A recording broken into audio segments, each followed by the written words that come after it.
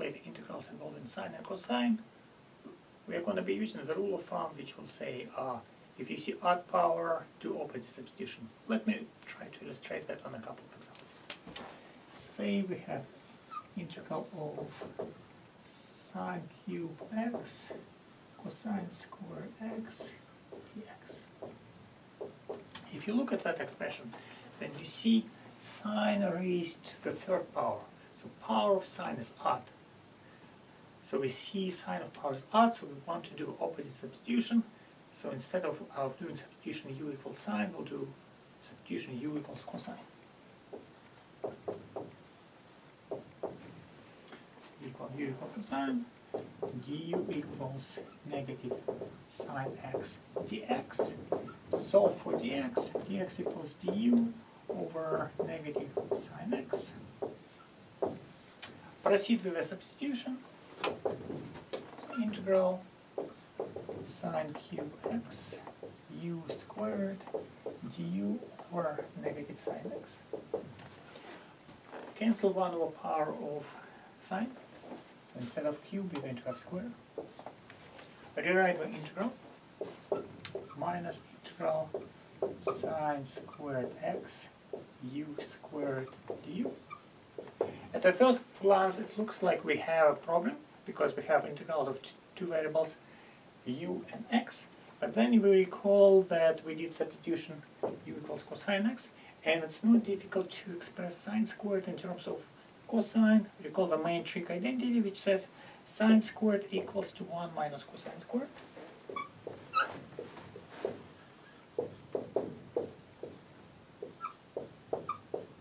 Recall one more time that u equals to cosine x. So we have negative integral 1 minus u squared du. Rewrite that integral as break that into two small integrals. So we have minus u squared du, distribute u squared, minus minus give us plus u squared u to the fourth. So we get two simple integrals, antiderivative u squared, antiderivative u to the fourth. So negative u cubed over 3 plus u to the 5 over 5 plus c. Don't forget to do back substitution u equals cosine x. Negative cosine cube x over 3 plus cosine raised to 5x over 5 plus c. So let me try to say the rule of thumb, which we're going to be using one more time. You look at the expression involving sine and cosine. You look for a power. If there is a power, odd power, for example, in this case where we had power of sine is odd, so we want to do opposite substitution. So instead of doing substitution u equals sine, we do substitution u equals cosine. We try to proceed and see what's going to happen. After we do this substitution, we often are going to end up with even power of sine or cosine. And then we're going to use the main trig identity to express sine squared equals to 1 minus cosine squared, or cosine squared equals to 1 minus sine. If we have integral sine x over cosine to the fourth x dx, we try to do substitution either u equals sine or u equals cosine. We look at the expression, we see the power of sine is the first power and power of cosine is 4. So we do substitution, do odd, see odd power, do opposite substitution. So substitution we're going to do is power of sine is odd, so we do an opposite substitution, u equals cosine. Du equals to negative sine x dx, dx equals du over negative sine x. We proceed with a substitution. Sine x, u to the 4, du over negative sine x. Sine x and sine x cancels out. we get simple integral in terms of u, bring minus in the front, switch to negative power of u to a negative 4, du, so we get negative u to a negative 3 over negative 3 plus c. Do back substitution, u equals to cosine, get rid of negative power, figure out that minus minus gives us plus, so a little bit of algebra, so get 3 cosine of x cubed plus c is our final. So let me try to summarize what we did. So we have two choices. We have choice of substitution u equals cosine x or u equals sine x. We start with integral involving sine and cosine, and we have different powers of sine and cosine. Sine raised to nth power, cosine raised to nth power dx. So a rule of thumb says see the odd power, do opposite substitution.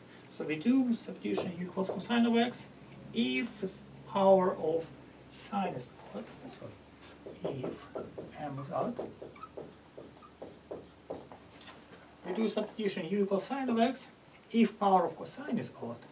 So in this case, if n is odd.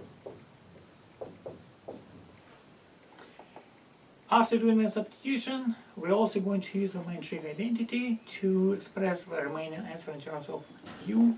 So we're going to use sine squared plus cosine squared equals u. So use that expression to write everything in terms of u. So let me try to do maybe one more example. One more integral. Sine of x to 8th power cosine to the 5th power x dx. Look at the expression. See that cosine is raised to odd power. So we want to do substitution u equals sine x. See the odd power, do opposite substitution.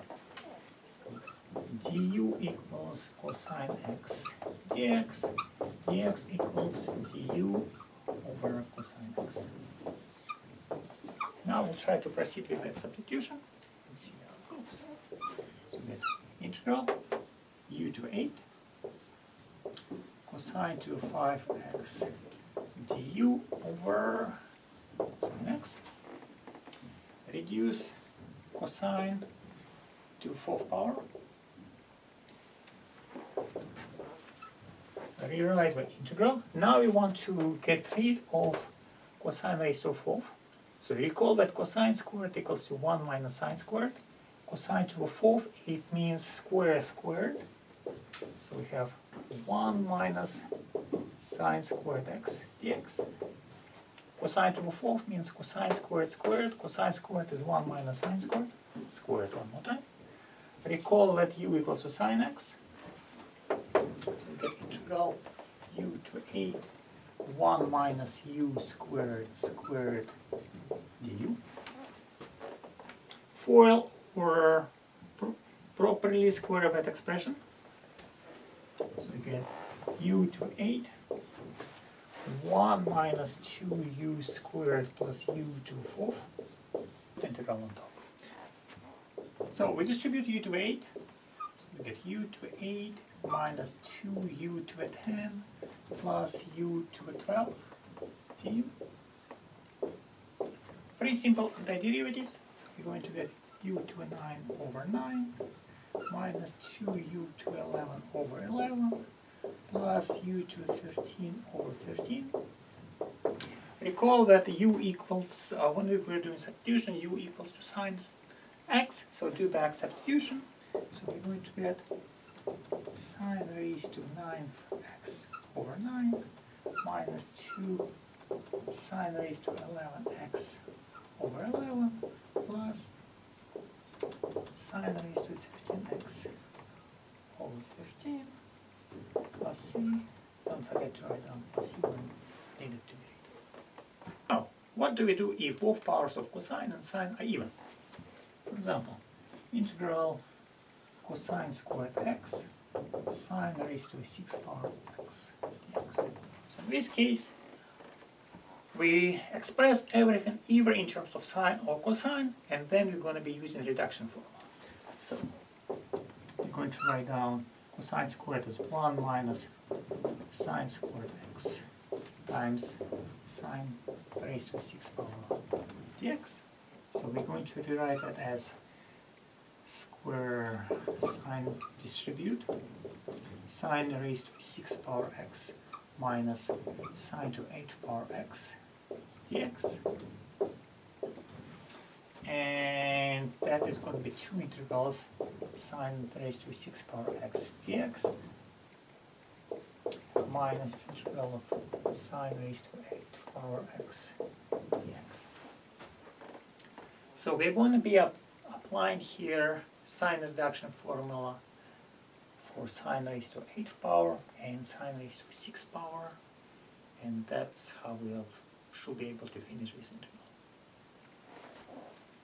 So apply sine reduction formula.